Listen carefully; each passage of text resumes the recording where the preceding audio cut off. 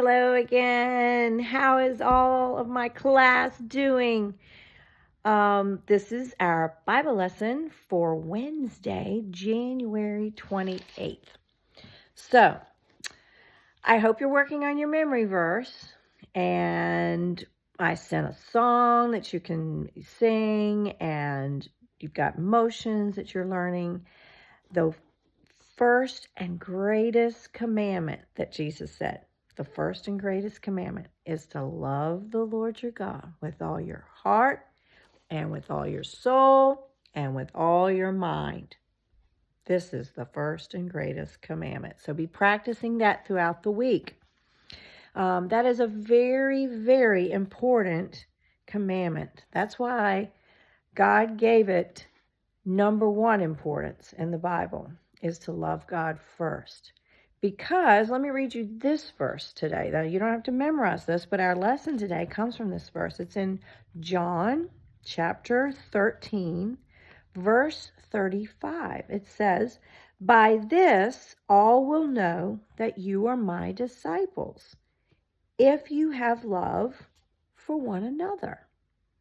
So, boys and girls, loving God and learning to have God's love flow through us towards others is how people will know that you and I follow Christ and are a friend of Christ. We don't go around and just tell everybody, I'm a Christian, I love Jesus, I love Jesus. No, people are going to know that we love Jesus by the way we love others. And that's what it means to be a disciple. A disciple is someone who follows Christ. And if you've decided to be a friend of God and pray that special prayer that God never says no to, then you are one of his disciples, boys and girls. And you want to show that you are one of his disciples by the way you love others. Now, I have a story to read to you today. It's about some boys who like to play baseball.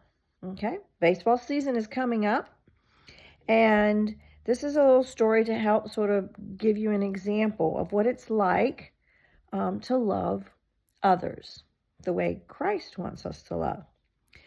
Here it goes. Keith and his friends loved summer. They could play baseball almost all day. Soon, they noticed a new boy walking near their field. Most of the kids just talked about him, but Keith invited him to come play. The new boy was from a different country, so he didn't live in America, or maybe he wasn't born in America. He didn't know how to play baseball, and he even dressed differently too. His name was Othiambo. Yeah, Othiambo. Try to say that. They'd never heard of that name, so they just called him, here we go, Bo. Yep, just like the Bo in our class. They called him Bo for short. Since Bo didn't know how to play baseball, he messed up a lot. The boys laughed at him, but Keith didn't laugh. After finally hitting the ball, Bo did the funniest thing yet. He got to first base, but he did not turn to run to second base. Instead, he kept running straight. He was following the white line that kept going straight. And if any of you have ever been to a baseball game or played in baseball, you know what I'm talking about. Keith was the only one who didn't laugh at Bo for making that mistake. He simply went over and called Bo back and showed him how to run around the bases. After seeing this, the boys started talking about Bo differently. Even after all the times he messed up, Bo never got mad. Made fun of them back or quit. So Bo never got mad, he never quit, and he never made fun of those boys that were laughing at him. He never made fun of those boys and got even with them. So after the game and after Bo went home, the boys asked Keith a question. What do you think the boys asked Keith? Now, this was after Bo had left. They all noticed that Bo was different, of course. He didn't know how to play baseball very well. But they noticed something else about Bo. That he never got mad. He never got even. And he never quit. So when Bo left, all the boys that were there with Keith were like, they were probably wondering some things. Let me read on, okay? That new boy, they said, is a lot like you, Keith.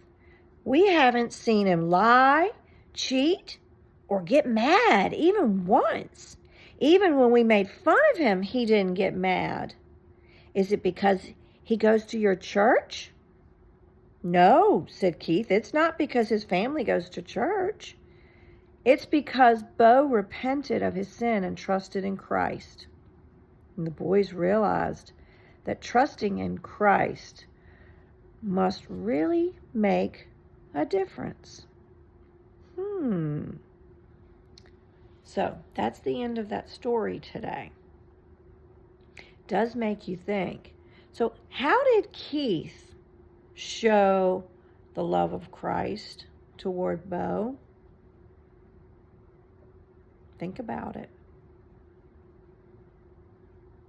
Yeah, if you said he didn't laugh at him the way the other boys did, and he helped him learn how to run around the bases.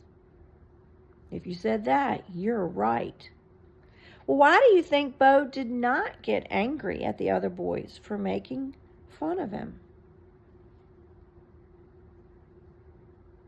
Well, if you're thinking maybe Bo loves God, and because he's loving God with all of his heart and all of his soul and all of his mind, God's love is helping him love other people, even people that aren't so very nice to him at times.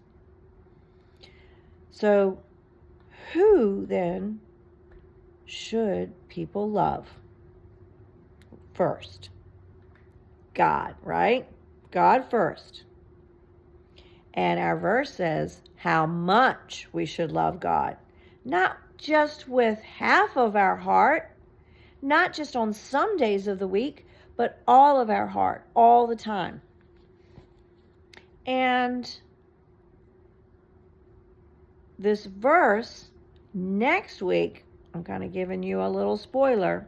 We're going to learn the second part of this verse that talks about loving our neighbor.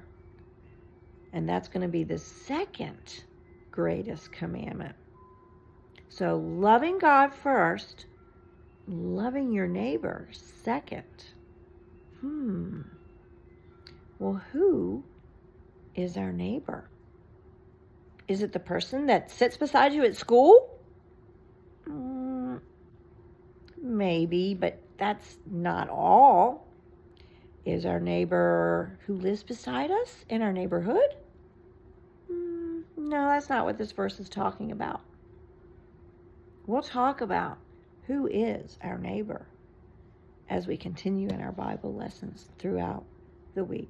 I hope you're all having a wonderful time in the snow, trying to enjoy it, and I do hope we get to school very soon. All right? I miss you. Practice that memory verse, and remember, love God first. Love your neighbor second. I love you. Bye-bye.